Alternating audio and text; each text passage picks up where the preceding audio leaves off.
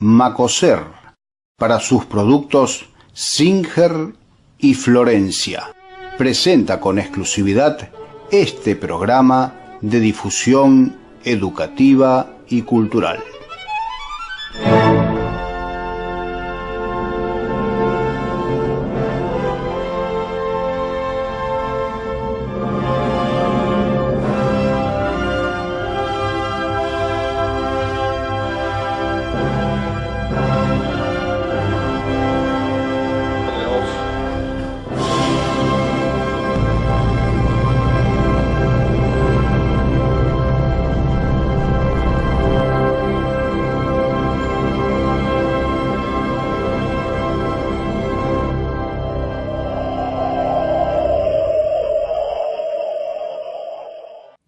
San Francisco se caracteriza por muchos aspectos de nuestra conducta como sociedad.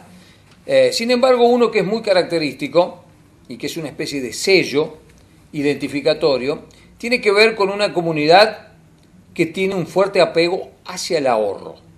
Un fuerte apego hacia el ahorro. Cuando hablamos de ahorro, necesariamente hablamos también de lugares donde dejar el fruto del trabajo ahorrado, guardado, más allá de lo que puedan ser o puedan haber sido los lugares propios de una casa. Hablamos de bancos, y la presencia de los bancos en la ciudad de San Francisco ayuda a sostener esta idea de que los sanfrancisqueños somos ahorrativos, y de eso nos va a hablar Arturo en este bloque, el ahorro en la ciudad de San Francisco y su consecuencia inmediata, que son las entidades bancarias. Claro, bien como decía, o sea, siempre fue, incluso por quienes promovían el ahorro desde las entidades oficiales, elogiado la conducta ahorrativa de los sanfrancisqueños. Sí, señor. Porque hay estadísticas que así lo indican. ¿Podrá tener origen eso, Arturo? Alguien me lo decía alguna vez, pero bueno, no sé, no lo corroboré, que en el hecho de que los que vinieron a trabajar aquí, inmigrantes, en realidad tenían un fuerte deseo de volver a su país de origen. Claro. De hecho, muchos volvieron. Vos tomá en cuenta nomás esto. No tenemos bien el dato de cuántos volvieron desde San Francisco, la cifra no está. Pero entre 1880 y 1920 aproximadamente, ingresaron al país 6 millones de inmigrantes, casi exacto el número, 6 millones de inmigrantes, y retornaron a sus lugares de origen 3 millones. O sea que la mitad de la gente que vino, claro, volvió. Y entre los que no volvieron, habrá habido un 10-15% más de gente que por distintas circunstancias no les fue bien, no pudieron volver, o se querenciaron y no quisieron volver. Claro. Pero a lo mejor vinieron con la idea de volverse. Pero para regresar debían hacerse de una cantidad de dinero, ¿no es cierto? Claro. Y me decían, con una cierta lógica, ¿no?, que esto contribuyó a ir generando una especie de cultura del ahorro que vos bien señalabas, claro. Fue elogiada por entidades bancarias. Sí, de hecho. Acá el primer banco que se instala en San Francisco es el Banco de la Nación. Bien. Eso es en el año 1895. Apenas arrancaba la ciudad. Claro, unos años después ya de arrancada la ciudad. Nosotros siempre tomamos como referencia de que San Francisco comienza en 1886. Sí. En realidad estaba tan sobre el fin del año que habría que considerar 1887 con la formación bien de la colonia y todo lo demás, porque todo lleva su tiempo. Y además después viene esa instalación de la estación ferroviaria acá en San Francisco, el traslado. El corrimiento. Claro, el corrimiento, que eso es sobre finales del 88, así que hasta como el año 90 esto no se estabiliza o no tiene una idea fija de dónde iba a estar la parte urbana. Exacto. De la colonia, ¿no? Así que en el 95 se instala el primer banco, la primera sucursal bancaria, que es del Banco de la Nación, y se instaló en lo que es actualmente Boulevard 9 de Julio y Pellegrini, donde está ahora la clínica Enrique Carrá Hijo. Ahí está. Ahí estaba, era un local alquilado, chico, claro, ¿no es cierto? Pero que... Ahí comenzó el Banco de la Nación Argentina, sucursal San Francisco. En San Francisco. Es más, como la municipalidad estaba en la otra cuadra, la estación ferroviaria miraba hacia el sur, la repartición de la policía estaba instalada ahí cerca del banco, aproximadamente a la altura de Pasaje Champagnat, y luego se traslada al lugar donde ahora conocemos todavía como de la jefatura de policía, y el correo estaba también enfrente. En realidad era más importante en aquel momento Boulevard 9 de Julio que 25 de Mayo. Claro. En ese momento. Claro. De modo que la gente del Banco de la Nación compró un terreno para hacer su casa propia, su sede propia, en General Paz y 9 de Julio, donde estuvo hasta hace un tiempo la Voz de San Justo. Claro. Ese terreno era del Banco de la Nación, esa esquina. Eso era del Banco de la Nación. Que después lo cambia el Banco de la Nación cuando 25 de Mayo toma el protagonismo que fue teniendo siempre, claro, y que se destaca como principal avenida, pero sale también de aquel lugar de Pellegrini y 9 de Julio y alquila en Mitre y 25 de Mayo, donde está el local de la zapatería actualmente. Ahí había, claro, un edificio que era la sucursal del Banco Nación.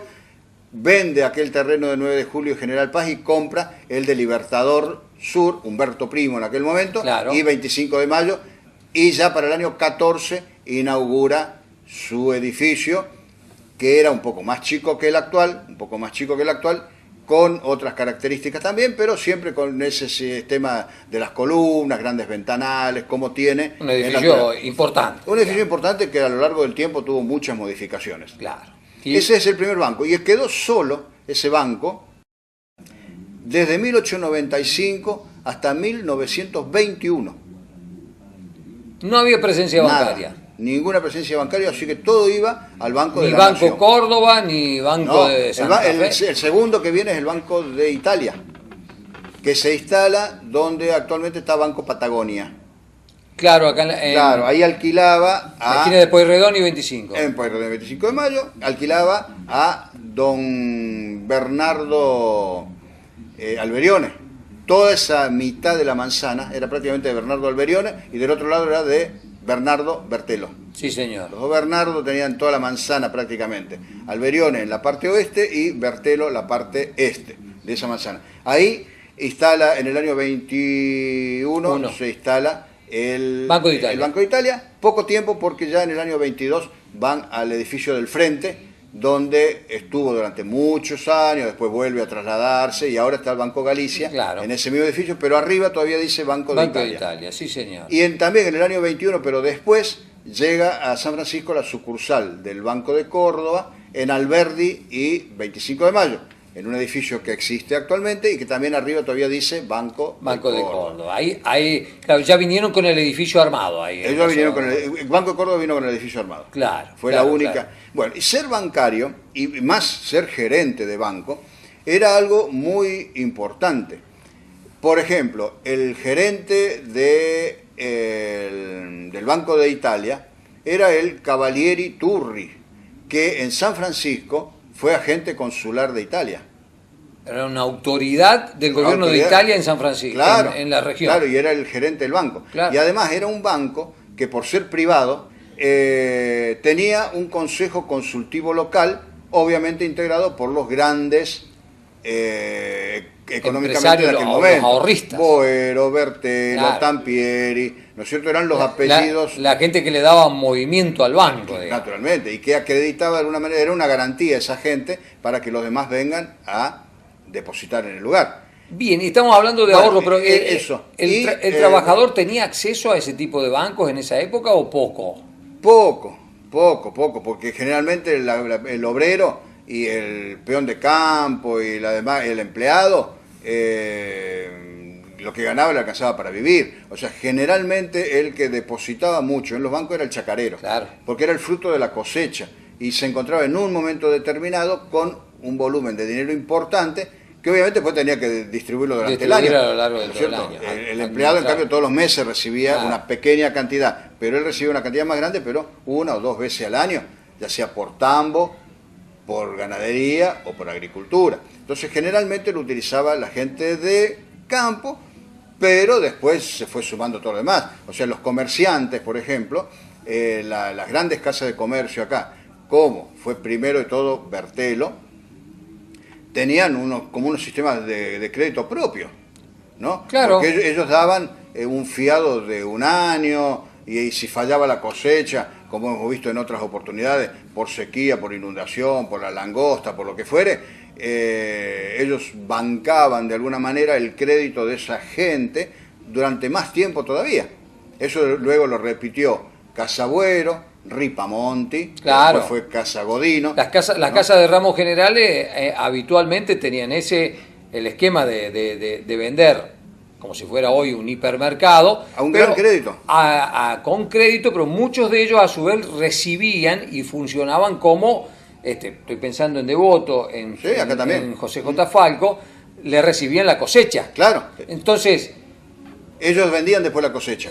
Claro, con la cosecha se pagaba todo lo que se consumía durante el año. Sí. Parte del cobro de ellos, del ingreso, eran personas, ¿no es cierto?, que recibían el fruto de la cosecha, que lo mandaban directamente, obviamente que no venían con la cosecha al negocio, iba directamente al molino, ¿no es cierto? Pero ellos eran acopiadores. Exactamente, acopiadores. José Lencinas, que escribió una historia muy importante del departamento de San Justo y de San Francisco, allá en el año 1936, destaca el rol de las casas de ramos generales, no solo en San Francisco, sino en toda la región, porque dice que hicieron mucho más esos negocios que muchas de las acciones de los gobiernos de entonces, porque ellos alentaban la producción para poder vender. De hecho, alentaba mucho el consumo, porque había gente que decididamente en momentos determinados de la vida, estos chacareros precisamente que por ahí se encontraban con un volumen grande de dinero en un momento, en otro momento no tenían nada.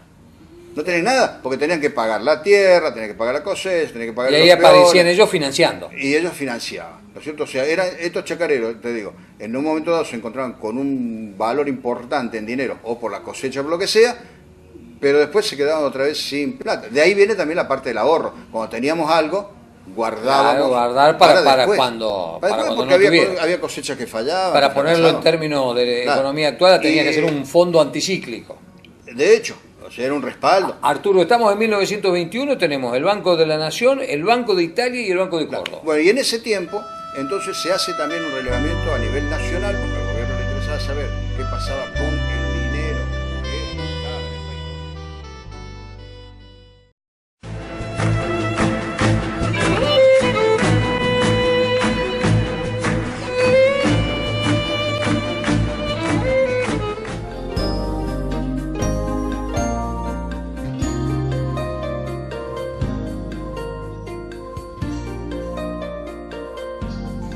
En San Francisco, distintos espacios tienen los nombres de vecinos que en alguna oportunidad han trabajado en beneficio de la comunidad.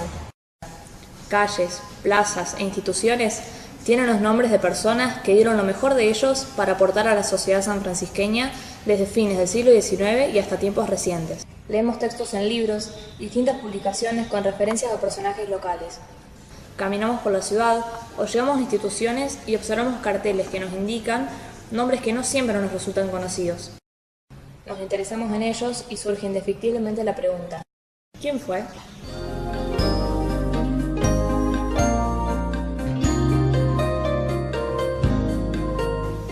Emilio Domingo Boffelli fue un empresario metalúrgico, docente técnico y fundador de la fábrica Boffelli Finassi, uno de los pilares fundacionales de nuestro desarrollo industrial.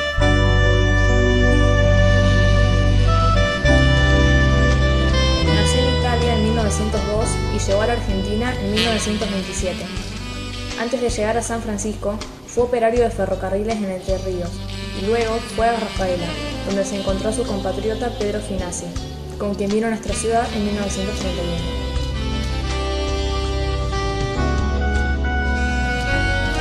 Desde 1935 fue maestro de mecánica en la recién creada Escuela del Trabajo, y muchos de sus alumnos fueron después destacados industriales de nuestra ciudad. En sociedad con su amigo Pedro Finassi, fundó la fábrica de tornos de su invención, que alcanzó proyección nacional y años después patentó un aparato con la formación de dientes y engranajes que se registró en Argentina, Italia y Alemania. Su espíritu emprendedor lo llevó a participar activamente en la fábrica de máquinas de coser Godeco y en los talleres San Justo, y también en una fábrica de relojes que tuvo corta existencia. Emilio Domingo Boffelli fue un apasionado de la mecánica, cuyos secretos y aplicaciones llegó a dominar con singular maestría. Falleció en San Francisco el 17 de agosto de 1974 y desde el año 1998 su nombre es recordado en una calle del Parque Industrial.